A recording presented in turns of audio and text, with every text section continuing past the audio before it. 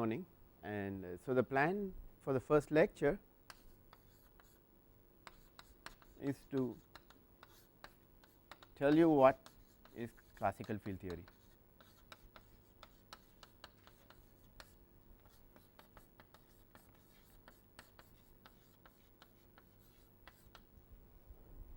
So what we will do is we will start with the familiar. Hopefully all of you know what classical mechanics is. So let us just review classical mechanics.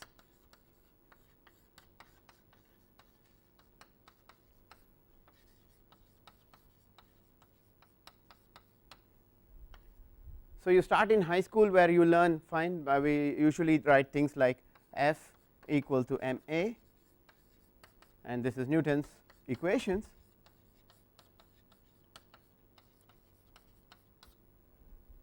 But as you move ahead you realize that there are more sophisticated ways of handling things. For instance, you learn about Lagrangians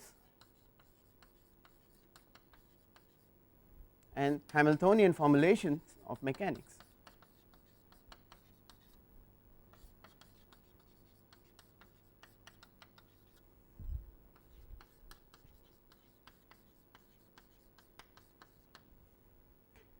The advantage of these formalisms is that they are much more general than Newton's equations and subsume them. So in some sense if you choose a particular Lagrangian or a particular Hamiltonian, you can recover Newton's equations. And most of the forces in mechanics that one looks at, they are usually velocity independent, okay. And of course friction is an example of a force which is velocity dependent, it is dissipative. But there is one more velocity dependent force which is not dissipative, it is conservative. What is that? The electromagnetic force, okay. Especially the magnetic force, it's a force which is unlike any other force, it is velocity dependent,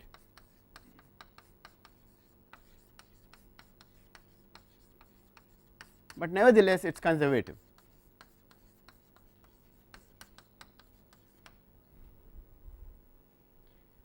Okay. And so this is a very nice example which can be completely dealt with in the Lagrangian formalism. Another set of a nice system, the reason to use Lagrangian is that you can handle constraints can be handled.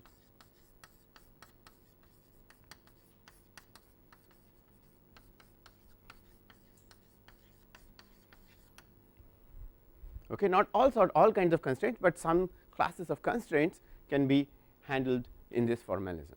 Okay. So for instance a simple exercise for you, and I will keep giving exercises which you should go home and check, is to take a Lagrangian for a 3-dimensional particle which would be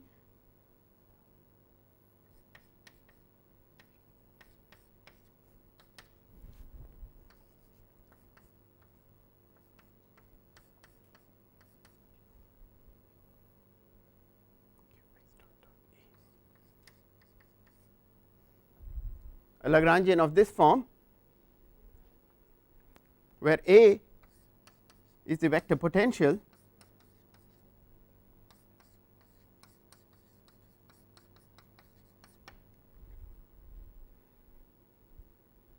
okay. So now you see we have a Lagrangian here. If this were not there, it is a free particle, but this is a term which has a velocity dependent potential, and you can go back and check that you end up getting equations of motion which is not this but f. So the equations would be m x double dot equal to q into v cross b. Okay. So go back and check this equation, and so here is a case where we can nicely handle this, and it can also be handled in the Hamiltonian formalism. Okay. So the reason to look at general formulations is that as you go into situations where your normal instinct does not work, it is better to have abstract methods of handling things. And the nice thing about this particular formulation we will see is that it generalizes naturally to classical field theory, and you can incorporate a whole bunch of things as we will see. So, let us just sort of do a quick review of the Lagrangian formulation, and that is usually done by something called the principle of least action.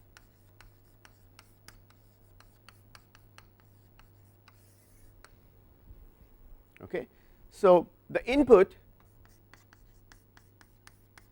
is something called the Lagrangian, which we have already discussed, which is a function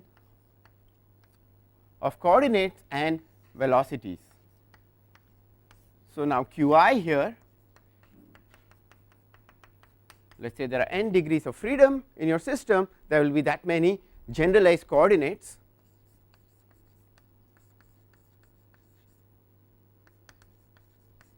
and as many generalized velocities.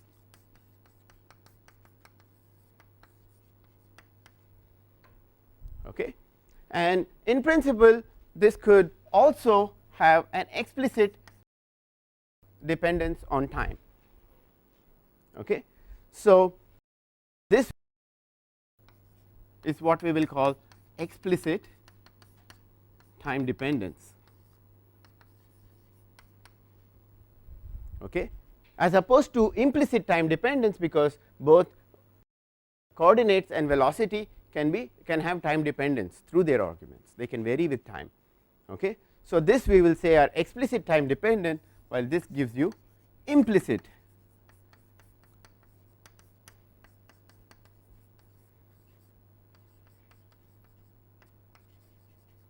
So, for instance, if you want to know how this object, the Lagrangian, changes with time, or you want to take its time derivative, you do in multivariate calculus, you will compute something called the total derivative, which has several pieces. One is the explicit time dependence, which you write by a partial derivative, and then you look at the various arguments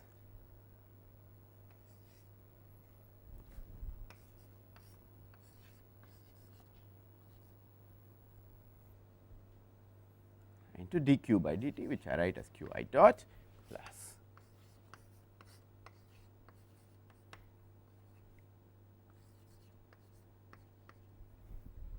okay. So, the first term comes from the explicit time dependence, while the next two terms come from the implicit time dependence on qi gives you this term, while qi dot gives you this term. Okay. So, this is what is a statement of taking the total time derivative. So, if you say that if the Lagrangian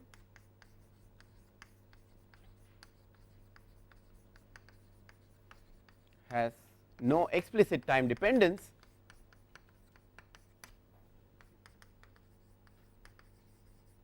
then what would you say? Then we would say then the mathematical way of stating that is dl by dt equal to 0, the partial derivatives with respect to time.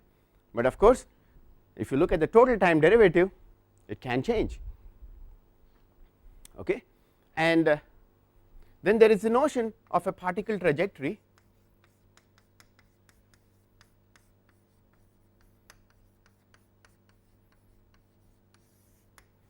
okay, which is very simple. It just tells you, if you give me a system with some generalized coordinates, you tell me how qi varies as a function of time.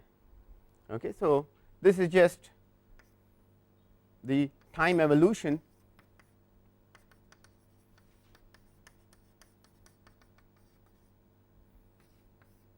of the system is given by some function qi as a function of t. So, if you have one degree of freedom, then I can draw a nice picture. So, let us do that, q of t versus t, and let us say you have some initial time t1 and at some later time t2, let us say we only observed during this range the particle started somewhere here and did something and ended here. So, this would be an example of a particle or a system trajectory. Let us call it a system, because it need not be a system of particles, even though I called it particle here, but it's, or just simply call it trajectory. Okay. And the key point here is that the Lagrangian tells you how how what the trajectory of the system would be, gives you the dynamics of the system. Okay. So, in principle I can keep drawing different kinds of trajectories. Let us change color for a moment. Here is another one, but the question is, what is the trajectory followed by the system, the actual trajectory, and that is determined through the Lagrangian via the principle of least action. So, let us see how that is done.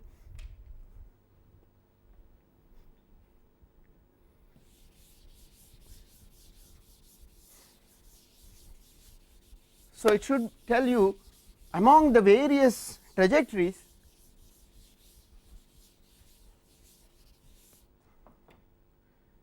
so first let us define something called the action. The action takes as its input. Now, for the rest of this lecture I will, for simplicity I will just choose 1 degree of freedom. You take so it is something which takes as input the trajectory or of the system and gives you output a number, okay, and that number, so let us say,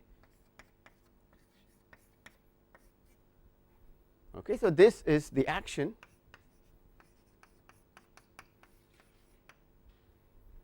okay.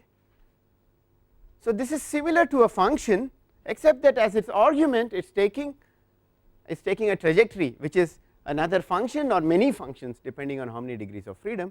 So, this is an example, it is called the action functional, okay. So, just recall that a function is a map from some domain, say some from function from some domain to reals, okay. So, if x belongs to this thing, it will give you f of x, which is the number, but a functional, so this is a function,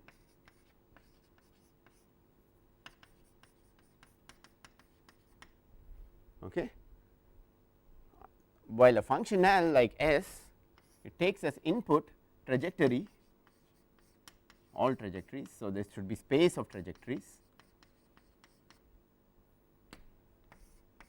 but to again to some real number, okay.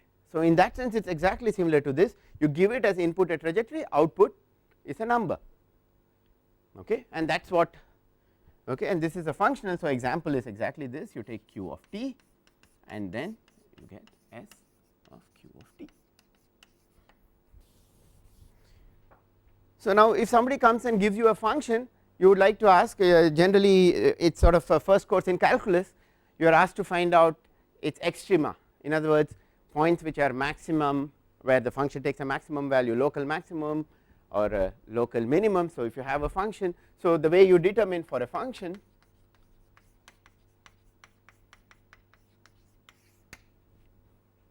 extrema are, so we will say f of x are determined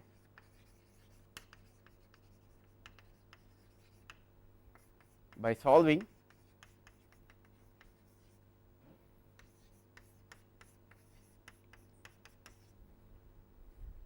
okay, and then you use the second derivative to determine whether it's a minimum, local minimum or a local maximum.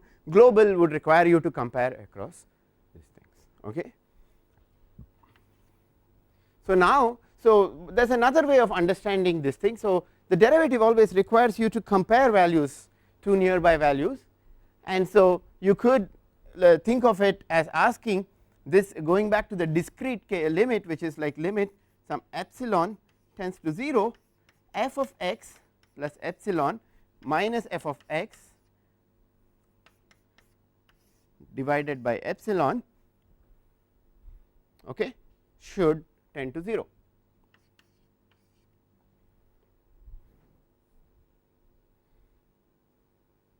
Okay. But you can do it in a slightly different manner, in a formal manner. Think of epsilon as a small number, okay, and what you are doing is, if you did f of x plus epsilon minus f of x, you know that there is a full Taylor series, but the key point here is it is 0 times epsilon plus order epsilon square. This is another way of stating it. You just compare two neighboring values of function, and the every time it hits a 0 to first order in epsilon, that is equivalent to doing this. Okay. It is the same statement, it is not anything different, because in as much as you can Taylor expand a function, the coefficient of epsilon is indeed the first derivative for smooth functions. So, we will assume that the function is smooth. Okay.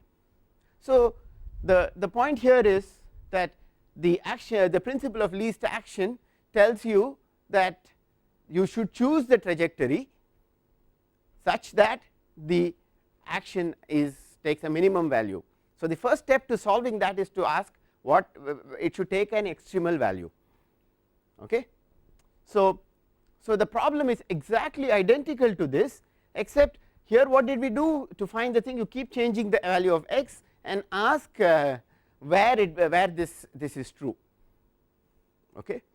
So, a similar question to do out here is, so the analog of x here is a trajectory. So, you have to keep changing trajectories, and we need to ask when this variation, so we will just call this delta f, is 0 to first order. That is all. Okay. So, let us see how that goes. So, the trajectory of the system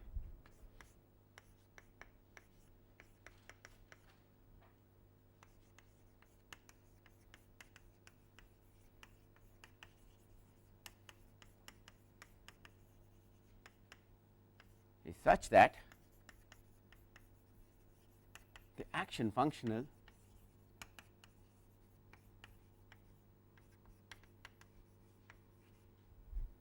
is minimized.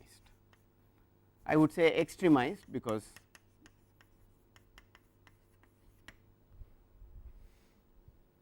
okay. So, now what we will do is to do the same thing which we did here, but we will work it out in this particular form. Okay. So, let us see how that goes. So,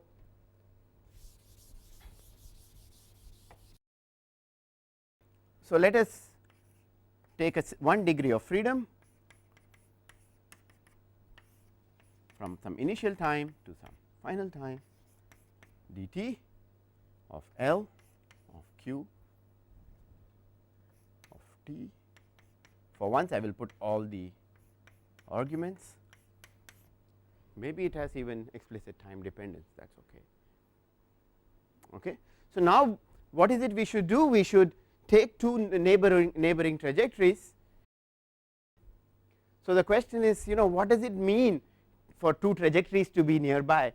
So, when we talked of function, we know what it means. There is a notion of distance. Okay. And but here what we are doing is we are talking about the space of trajectories. Is there a natural distance to them? These are questions to which I think the general answer is not known, but you can think of a distance by saying, okay, let us consider. So, an example of a distance of two trajectories.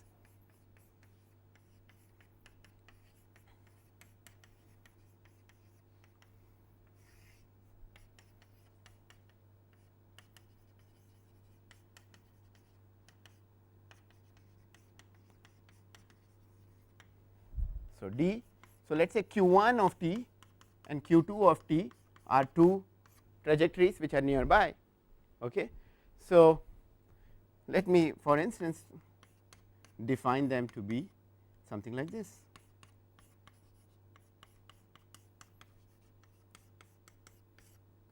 Square.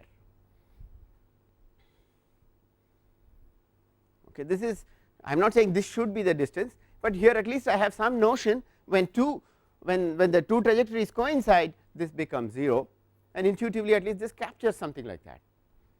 Okay. But what we will do is what is called formal stuff, where we will just look at the coefficient of the guy, which is we will write some formal parameter epsilon.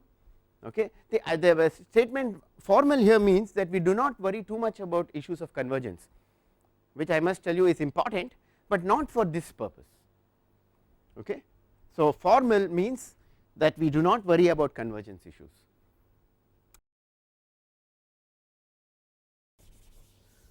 Okay, so what we are going to do is we will take two trajectories, one we will call that q1 of t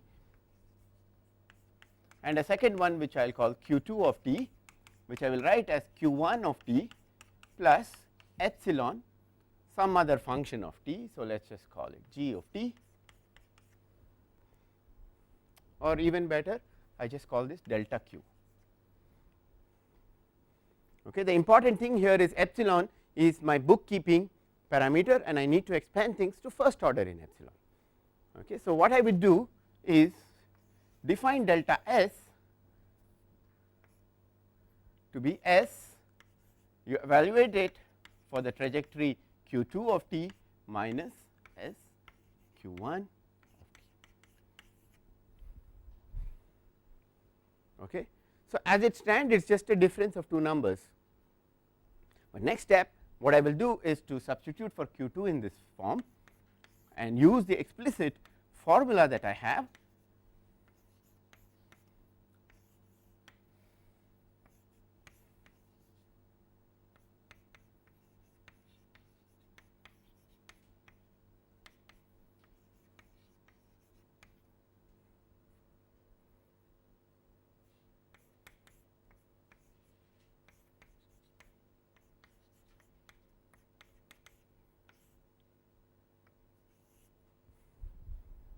Okay. So, all I have done is to take the definition out here. Now, you may wonder is delta q dot something independent? The answer is no. I will just assume this is a smooth function. I take q2 dot is just q1 dot plus epsilon delta q dot. Okay. Now, the important point here to notice is that the object in the square bracket in this curly brackets in curly braces is at some time t. This is a number, but the argument here if you is at some particular t in between t1 and t2. Okay.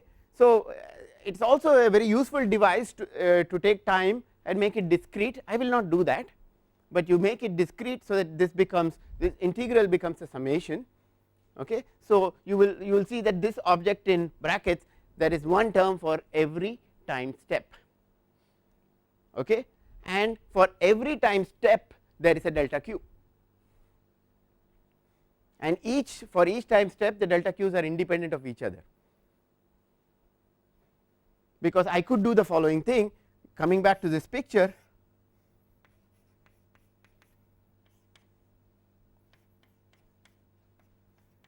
and let us say that we choose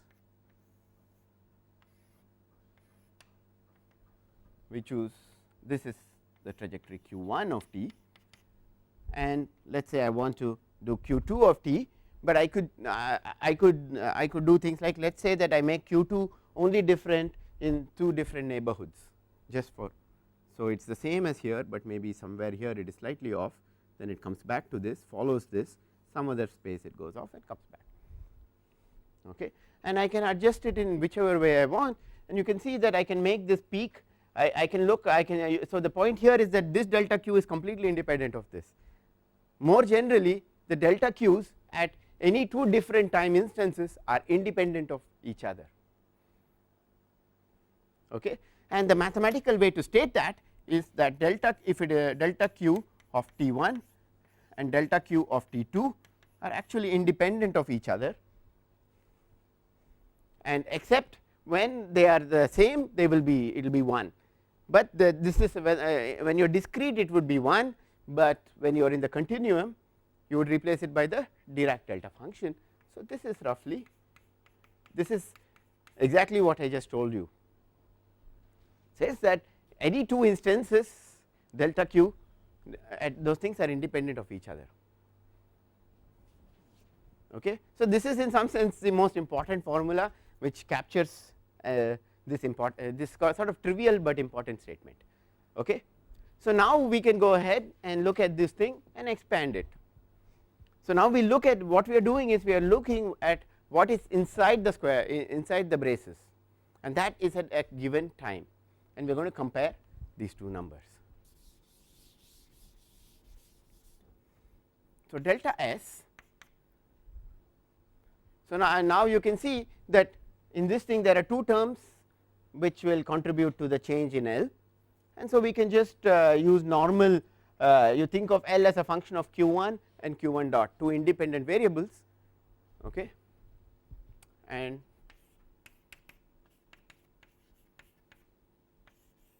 so the 0th order piece cancels. So I will only write out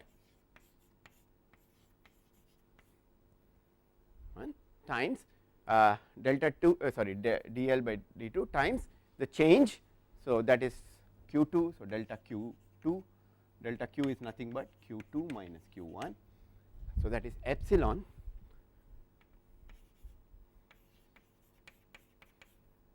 okay.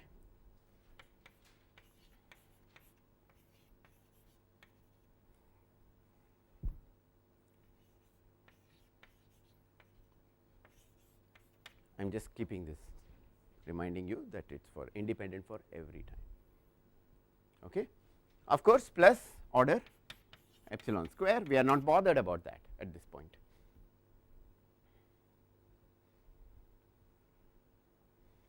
Okay. So, now you can see that since since this has to hold for every time step, this thing, so we want to find the extrema that would, in other words we need to solve the analog of delta f equal to 0. So, we need to check whether what we want is whether when is delta s equal to 0. This is the question we would like to answer, but as I pointed out, for each time step they are different. So, this can happen only when every term vanishes separately for each time. So, the curly bracket should be 0 by itself, but we will do a little bit we will do one more step before we do that, and we will use the fact that delta q dot is nothing but d by dt of delta q, and we will integrate by parts and rewrite this thing.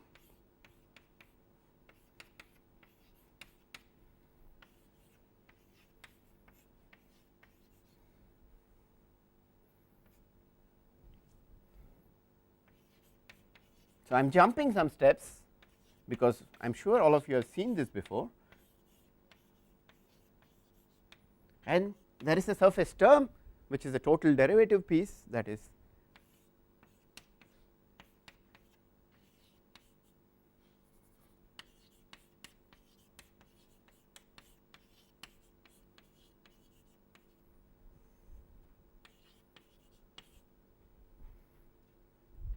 okay. So, we have two terms, one is the order epsilon, oh there is an epsilon even here,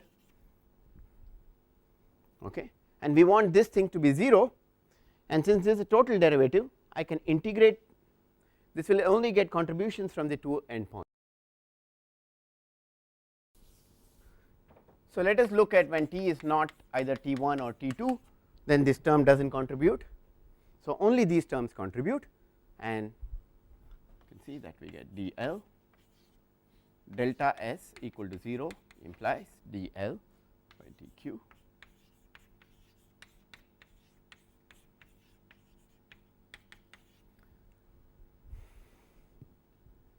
okay. But what about t equal to t1 and t2? That has, so there what we would do is, if we want we choose delta q at t1 equal to 0 and delta q at t2 equal to 0 okay. So, this is what we will call a boundary condition.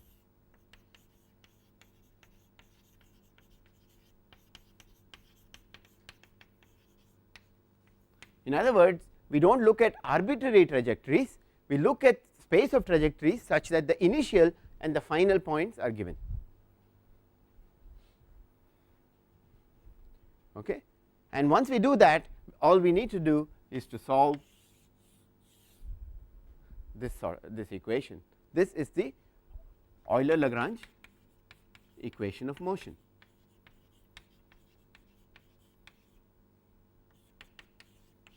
Equation of motion, EOM is something I will keep using, and so this is how the principle of least action works okay. Are there any questions? The advantage of this picture is that the transition to quantum mechanics can be seen in a very easy manner. Okay. So, what about quantum mechanics? Actually, one is not really done with this. So, you would look for solutions of this, but now the question is, like any function there could be many extrema, some of them will be minima, some of them will be maxima. So, now so in physical systems there is a notion of stability, if you wish, and so that is the same as saying that you need to pick the situations where the energy is minimized or whatever. So, that is something which you need to check. You need to check if your solution, which I mean this is only a statement of the first derivative. So, there is an analog of checking for the second derivative. Okay. And there will be instances in which we will consider different solutions, classes of solutions, for whatever reason we will see, we will consider them, and they will be inequivalent in a particular sense, that if you started out with a configuration, it could never go into the other. There is some sort of topological quantum number or something which will stop it from going. So, Feynman's description of quantum mechanics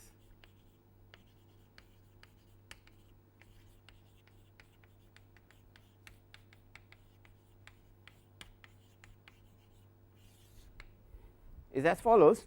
He says that suppose your system is at some state at initial time, it's localized in space at this point q of t1, and you want to know what is the probability amplitude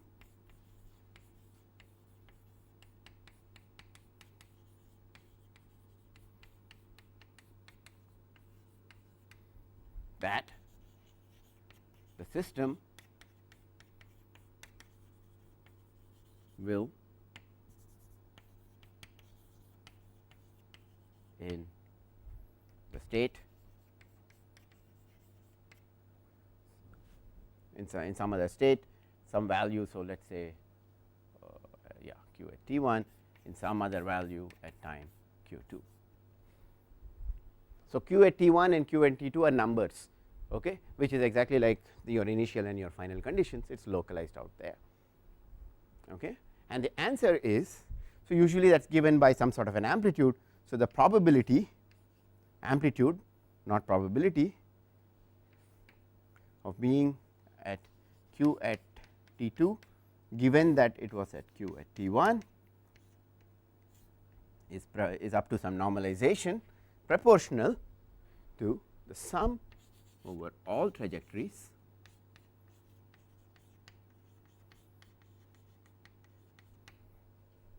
with a weight factor which is s.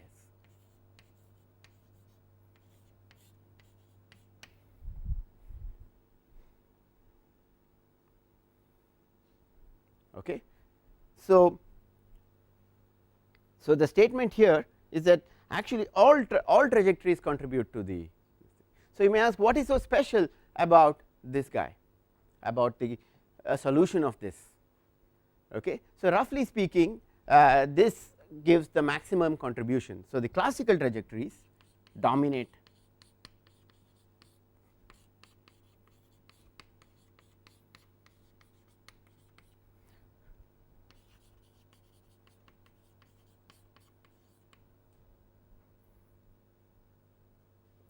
the above,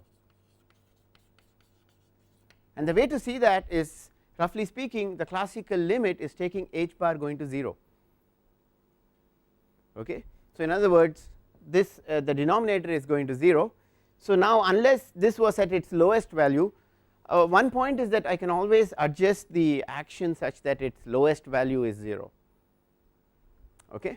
That so we can just mod out by some constant phase shift, and so then the dominator, it will go to 1 only when this is at its lowest value, which we have set to 0, but for anything else it will be fluctuating wildly, and so his argument is that they cancel away.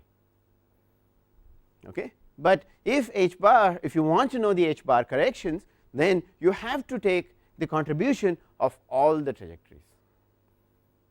Okay. So, in principle this is a very complicated calculation to do for an arbitrary action, but notionally it gives you, I mean for simple examples you can actually carry this out exactly and show that it gives you answers which are identical to what you would have done using say the Schrodinger or the Heisenberg picture in your quantum mechanics course. So, we are sort of now ready to sort of understand what classical field theory is about. So, in usual classical mechanics usually you have only a certain number of finite number of degrees of freedom, okay, countable or whatever you say, okay. And so, the thing is how does one handle situations where the degrees of freedom classically itself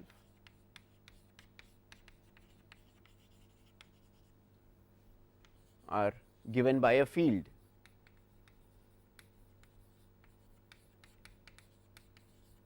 So, let us look at examples of a field. Examples of a field for instance would be the temperature in this room. So,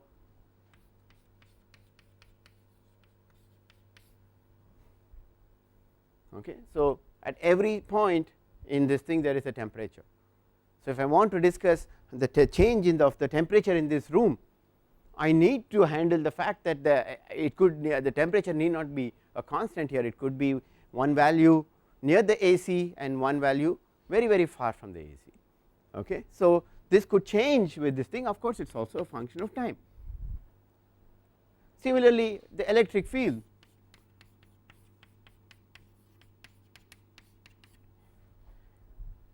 okay, it has roughly 3 times the degrees of freedom as this, because at every spatial point this thing has a scalar degree of freedom while this has a vector degree of freedom. Okay. So, now the point here is that we have infinite degrees of freedom like this, okay. But even if you take a ideal gas, notionally it has an Avogadro number which is 6 into 10 power 23 molecules. So, 3 times that, it has that many degrees of freedom, but there is a difference between that setup and this, and that is the notion of 2 neighboring points. Here we understand 2 degrees of freedom being close to each other, while if you have an ideal gas, there you have many different particles, and there is no notion of 2 particles being close to each other or 2 degrees of freedom being close, there is nothing like that. So, the difference is there is really extra data which is coming out here, that there is some physical distance that is there between the degrees of freedom. So, you need so there is a notion of what we will call locality in a field. In particular, we know that if I want to discuss the electric field in this room, okay, I do not really need to worry about things which are very far away. In the next galaxy I do not need to solve that problem. Okay. So, in other words, that there is some decoupling. So, what you expect is objects which are close to each other only interact, not something which is. So, we do not want to have things where we have action at a distance. Somehow apparently Saturn can affect our lives, that is what people say, but that is action at a distance, that is something which is unscientific and we do not put that in. Okay. So, we will, this is something which we have to incorporate. So, it is not just a question of saying that I just go back, and if you remember I said if there are many of them you will put something like this, put an index I, and you said I let it be infinite. Okay. That will really not be not capture this issue of locality. So, we need to somehow put this into the setup, and this is really the one of the key thing. Another thing which we need is the notion of causality. Causality is that you want cause to precede effect. Okay. So, the thing is that if you did something, so let us say you have a system, and let's say we take you know, another continuum system is like a bucket of water, and then you there the velocity field, if you wish, is a field. It's again like this, at every point you have this thing, and you go ahead and do a local disturbance somewhere, you know that that takes some time to propagate. So somehow we should also be able to incorporate causality also, that is cause precedes effect.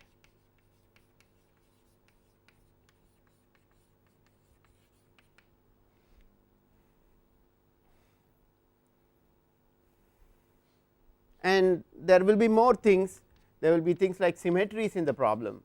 This is something which we will understand later. We need to incorporate some of them. Okay. So you can see that it is not just a question of taking the number of degrees of freedom to become infinite, but rather what you want to do is to somehow be able to incorporate these things. Okay.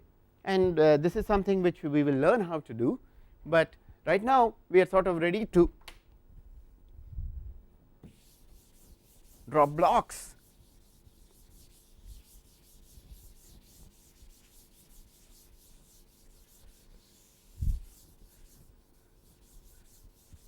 So classical field theory is just the classical mechanics of fields, that is all.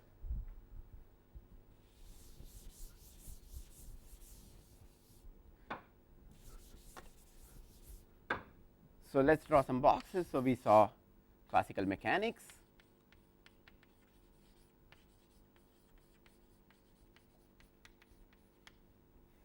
and so there we saw that there was an action, and then the extrema of the action gave you the classical trajectory of the system, and in quantum mechanics all trajectories were sampled. So you get something like this, which we will call quantum mechanics.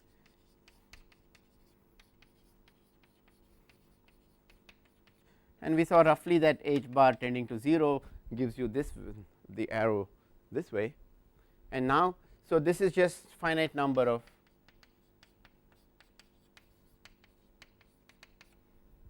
okay. So you go to infinite degrees of freedom, and then we need to incorporate things like locality. We do not know how to do these things yet, causality, so on and so forth, but you get the classical mechanics of fields, and this is something which we will call classical field theory.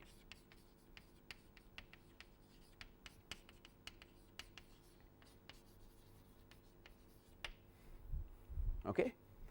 This will more or less conclude my lecture, but obviously there is a box missing, because I could do the same thing out here. Okay. And so you could do a similar thing, and this box is called quantum field theory.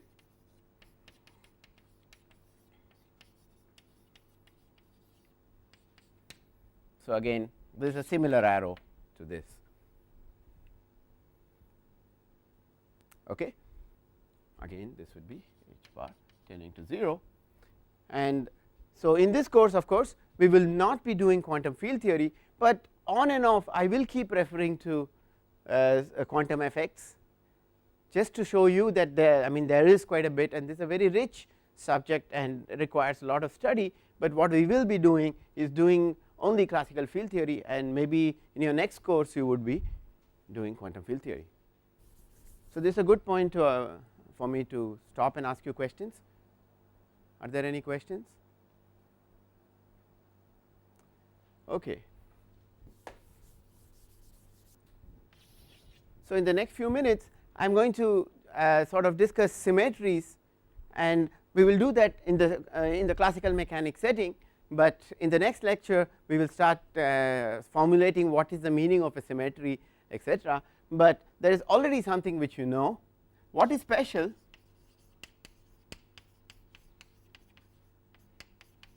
about time independent Lagrangians? That means there is no explicit time dependence.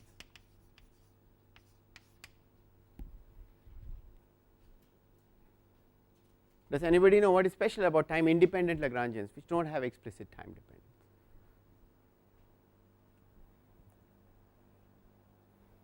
They have a constant of motion. Okay.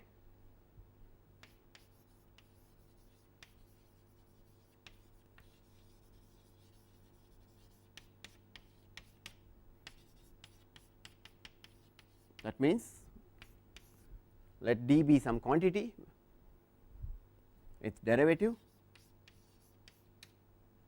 So, it is some function of q, q dot or whatever, which is 0 for all time. So, let me ask again, what is the constant of motion? What would you call something which does not change with the trajectory, and this is your Lagrangian is time dependent, time independent, has no explicit time dependence. It is usually called the energy. So, in this case d you can show is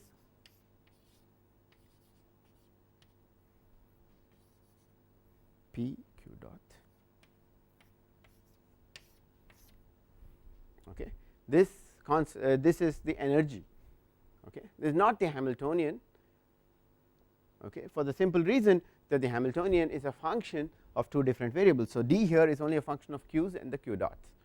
Okay. And just one more comment, that what we will be doing is that we will use, whenever an index is repeated, we sum over. I do not write summation over I.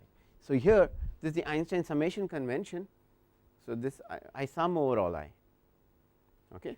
So, this is an example of a symmetry, and the symmetry here is time translation invariance. Does not matter when you do your measurement, your action, if you translate, would give you the same number. If there was explicit time dependence, it matters the when you measure the action, what were the limits, the T1 and T2. It is not you can't shift things away and you get okay. So, you do get a symmetry. This is an example of a symmetry. Okay. So, what we will see here in this course is that there is an intimate relation between symmetries and conserved quantities. Okay. And so, we will have to go through a procedure of asking what is the symmetry, what is the best way to define it, etc., and that is what we are going to do in the next lecture. And this will take about 2 to 3 lectures, and really the formulation of classical field theory will happen only after 3 or 4 lectures. So, you have to be a little bit patient. We will make a small mathematical detour and come back to that. Okay.